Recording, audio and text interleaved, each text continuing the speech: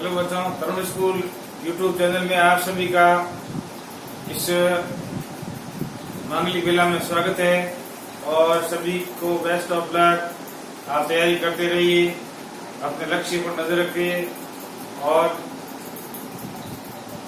मेहनत ही सब कुछ है।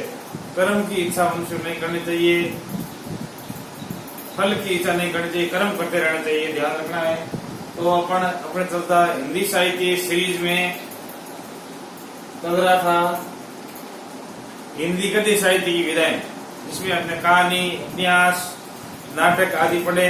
आज जो विधा हम पढ़ेंगे वो है एकांकी। तो नाटक है तो नाटक का छोटा रूप एकांकी होता है। एकांकी में एक अंक, एक ही समस्या, एक ही कार्य एक संदर्भ बताया जाता है और नाटक में 5 से 10 तक अंक होते हैं, दृश्य होते हैं। तो ये इसे हिंदी साहित्य भाग 18 है। अब देखो, एकांकी विधा, एक अंक के रूपक या नाटक को एकांकी कहते हैं।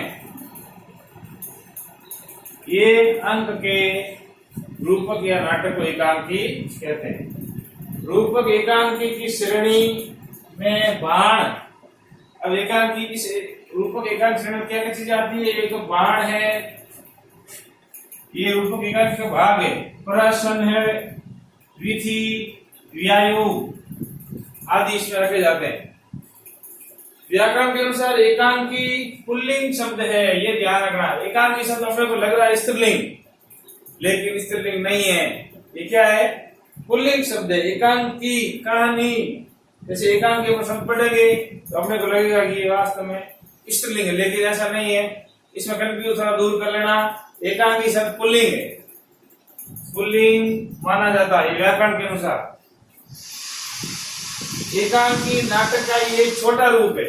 नाटक का छोटा रूप एकांकी है, जो दृश्य काव्य का एक अंग है। दृश्य काव्य, इसमें एक अंक होता है, एक घटना होती है, एक कार्य और लगभग एक ही समस्या होती है। अलग अलग समस्या और नहीं, एक ही समस्या पर एकांकी लिखी जाती है अलग। अभिनय का समाज इसके प्रमुख तत्व। जैसे देखो, नाटक के प्रमुख कथा वस्तु है, देश काल वातावरण है, स्वाद है, भाषा शैली है। अलग अलग थे नाटक में, अनेक तत्व थे, कहानी भी अनेक तत्व होते हैं, कथा वस्तु वगैरह। लेकिन इसमें अभिनय का समाज, अभिनय का स्वाद इसके प्रमुख तत्व हैं।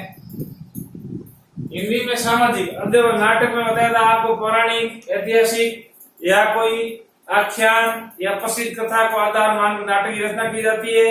एकांकी किसकी हो सकती है? सामाजिक हो सकती है। समाज की किसी समस्या पर ले लिया, या समाज की किसी कुप्रथा, कुरीति पर, या अन्य प्रसिद्ध जो घटना है उस पर, सामाजिक घटना है जो, उसको आधार मान लिया, एकांकी की रचना कर दी, तो वो सामाजिक एकांकी है। उसके बाद है राजनीति। राजनीति के विषय को आधार मानकर लिखी गई एकांकी राजनीति होती है। राजनीतिक मुद्दा है, राजनीति में किस प्रकार का जो विचारधारा है, साम्यवादी, मार्क्सवादी जो विचारधारा है, राजनीति में होने वाला शोषण या राजनीति का जो प्रत्यक्ष प्रजातंत्र है या उसका पालन हो रहा नहीं हो रहा है, उनको आधार मानकर राजनीतिक एकांकी लिखी जाती है। या दो राजाओं के बीच या दो राज्यों के बीच वर्तमान में क्या संबंध है, तो इस प्रकार की एकांकी राजनीतिक एकांकी। ऐतिहासिक, नाटक में भी था ये, इतिहास की घटना को आधार मानकर ऐतिहासिक। जैसे राम कुमार वर्मा की एकांकी पृथ्वीराज की आंखें, ये ऐतिहासिक एकांकी है। इतिहास की घटना में इसका वर्णन तो नहीं है, लेकिन कुछ कवियों ने इसको सही माना है, ऐतिहासिक एकांकी। इतिहास की घटना को आधार मान, जैसे महाराणा प्रताप है या अकबर का शासन, उस समय कोई घटना है, ऐतिहासिक, ये सभी ऐतिहासिक है। या कोई प्रसिद्ध युद्ध है, अंग्रेजों का है या मुगलों का युद्ध है, उसको प्रसिद्ध मानकर, जैसे शिवाजी के संदर्भ में कई एकांकियां लिखी गई, ये सब ऐतिहासिक एकांकी होती है। पौराणिक, प्राचीन ग्रंथ, वेद, उपनिषद या पौराणिक घटनाएं, जनश्रुतियां आदि को आधार मानकर लिखी गई एकांकी पौराणिक होती है। जैसे रामायण महाभारत की कथानक को आधार मानकर या अन्य कोई घटना को आधार मानकर जो प्राचीन समय की है एकांकी लिखी, वो पौराणिक एकांकी होती है। मनोवैज्ञानिक, मनोविज्ञान संबंधी जो एकांकी होती है, बाल मनोविज्ञान पर हो या अपना किसी का मनोविज्ञान पर को आधार मानकर लिखी एकांकी मनोवैज्ञानिक होती है। उसके बाद है हास्य व्यंग्यपूर्ण एकांकी। हास्य व्यंग्यपूर्ण एकांकी जिसमें व्यंग्य की बातें होती है, हास्य यानी हंसी जैसी हास रस का उत्पत्ति होती है, वो सब एकांकी लिखे जा रहे हैं वर्तमान हिंदी साहित्य। अब प्रमुख एकांकी कौन कौन है जिन्होंने एकांकी रचना की? राम कुमार वर्मा, पता ही आपको, पृथ्वीराज यहाँ पे एकांकी लिखी थी।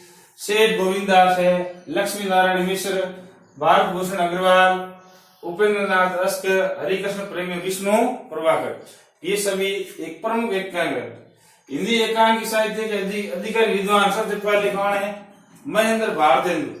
वो भारतेंदु हरिश्चंद्र अलग है, ये अलग है, महेंद्र भारतेंदु। आधुनिक ढंग का हिंदी का सर्वप्रथम एकांकी आधुनिक ढंग का वो है एक घूंट 1929 में लिखी गई और इसके लेखक है जयशंकर प्रसाद। आधुनिक ढंग का हिंदी का द्वितीय एकांकी है बादल की मृत्यु 1930 में लिखी गई और राम कुमार वर्मा जो प्रयोगवाद के प्रमुख कवि हैं। आधुनिक ढंग के प्रमुख एकांककार कौन कौन? जयशंकर प्रसाद है सबसे पहले, जिनकी एकांकी एक घूंट हम पढ़ चुके हैं।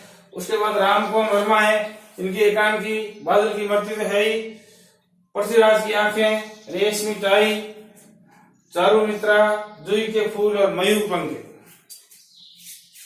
भुवनेश्वर प्रसाद मिश्र श्यामा एक विडम्बना 1933 में लिखी। प्रतिभा का विवाह, इंस्पेक्टर जनरल, 8:15 बजे, रोशनी और आग। तो देखो, इंस्पेक्टर जनरल के घर प्रतिभा का विवाह हो रहा है, कितने बजे? 8:15 बजे, और वहां पर रोशनी है चारों ओर और आग भी है, ऐसे याद कर सकते हो। इंस्पेक्टर जनरल की पुत्री प्रतिभा का विवाह हो रहा है 8:15 बजे और रोशनी और आग है, वहां पर चारों ओर रोशनी है, ऐसे याद कर सकते हो। लक्ष्मी नारायण मिश्र अशोक वन, प्रलय के पंख पर एक दिन बलहीन। तो देखो, अशोक एक वन है जो क्या प्रलय के पंख, प्रलय आ गए, उसमें प्रलय आ गए, वो नष्ट होने लगे वन, एक दिन की घटना है। अशोक का वन है जो प्रलय के पंख पर, मतलब प्रलय हो गया, वन पूरा नष्ट हो गया, जिससे उसका मालिक क्या हो गया? बलहीन। कौन हो गया? लक्ष्मी नारायण बलहीन हो गया, ऐसे याद कर सकते हैं। फिर उदय शंकर भट्ट, एक ही कब्र में 10,000 बड़े आदमी की मृत्यु। जब बड़े आदमी की मृत्यु होती है, एक की कब्र के पास 10,000, लगभग 10,000 आदमी इकट्ठे हो जाते हैं, ऐसे याद कर सकते हो। ये है अपने उदय शंकर भट्ट की। जगदीश चंद्र माथुर प्रमुख एकांककार है। भोर का तारा प्रसिद्ध एकांकी पर पढ़ चुके हैं 11th-12th में। रीढ़ की हड्डी, ये पहले 10वीं में कोर्स में था। कबूतर खाना, मकड़ी का जाला। अब उपेंद्र नाथ अष्ट अगले एकांककार है, जिनकी एकांकी को अलग अलग भागों में बांटा गया है। तो सबसे पहले अपन देखते हैं इनकी सामाजिक और व्यंग्यात्मक एकांकी कौन कौन सी, समाज की और समस्याओं की।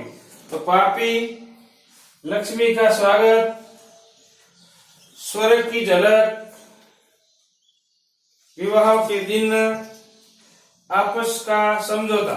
तो इन्होंने 3 तरह की एकांकी लिखी है। अब ये एक तरह की, उससे अगली 2 और लिखते हैं।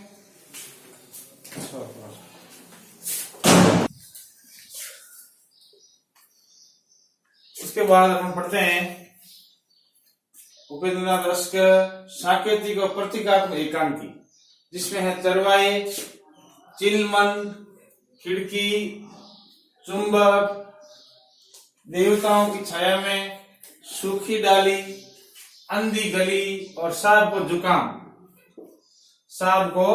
जुकाम आदि जो एकांकी है, ये सांकेतिक और प्रतीकात्मक एकांकी है। मनोवैज्ञानिक एकांकी जिनको प्रश्न भी कहा जाता है। अंजो दीदी है प्रसिद्ध एकांकी है।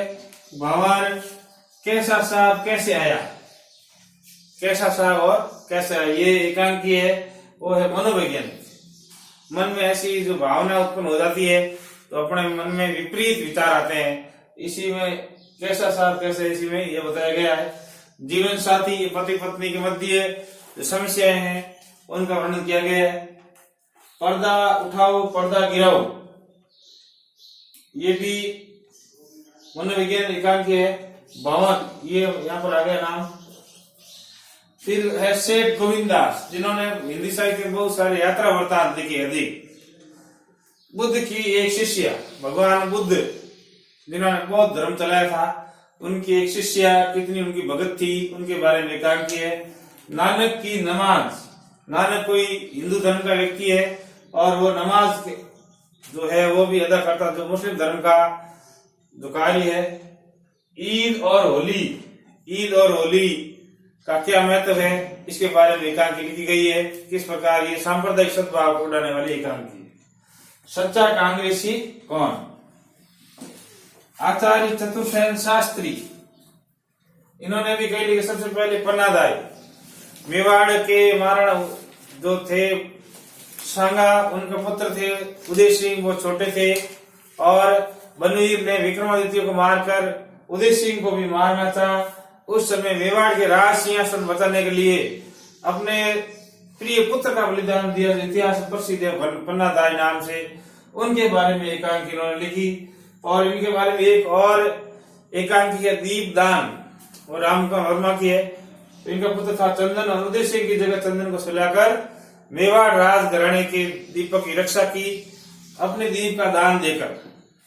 हाड़ी रानी के सलूमर के सम्राट की सुलह कवर नाम था और पति युद्ध में गए थे। उस समय पति को स्त्री प्रेम सता रहा तो कुछ सेनानी मांगी, इतिहास में प्रसिद्ध है। चुनावत मांगी सेनानी, सिर काट दे दियो सतरानी, ये प्रसिद्ध है।